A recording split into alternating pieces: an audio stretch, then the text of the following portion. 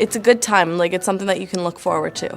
Instead of sitting at home doing nothing when you have nobody around, you get to be with a group of friends and you have fun. Go Girls is a program that we run for girls. It's grade 6, 7, and 8. So kind of those critical years where girls are starting to really form their identity as girls, and where they get a lot of misinformation about health and about how to take care of yourself and what's beautiful and what's not. Some of the girls, they're worried about like they're too skinny or fat or anything.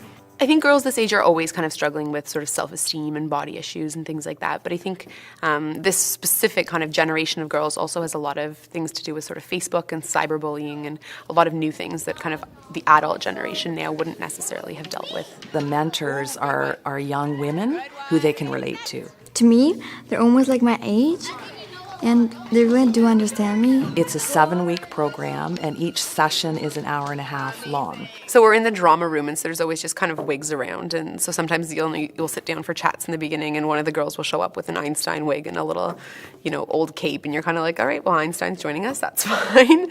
A lot of the activities are sort of chosen from an activity pool, sort of team building, kind of interacting communication activities.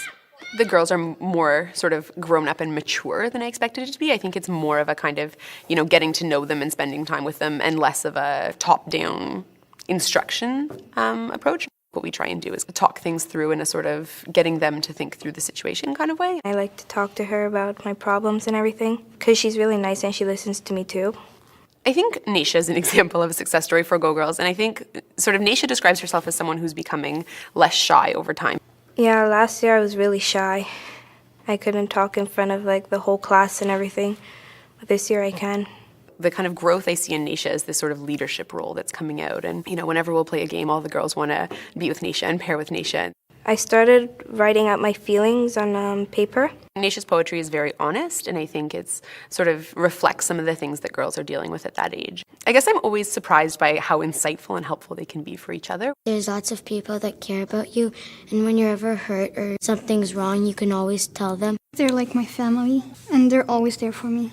They sort of blossom and open up over time, and some of those, weird little quirky pieces that you don't necessarily show people on the first day kind of come out.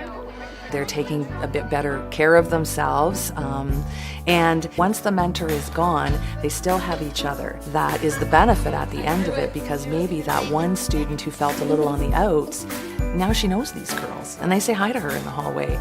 We are best friends. Sometimes we fight, sometimes we don't. We can tell each other anything. We can do any and everything together.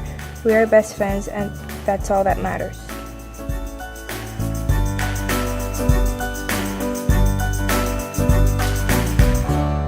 I think that they're going to sort of have a lot of rough times in the future in terms of as they grow up, and I just hope that some of the kind of positive messages that we can teach them in terms of, having a good time with each other and doing a lot of physical activity and liking cooking and liking to have activities with each other and have strong friendships and come up with ways to solve their friendships. I think if they can just sort of carry some of these positive messages as they go through, I think that would be good for them.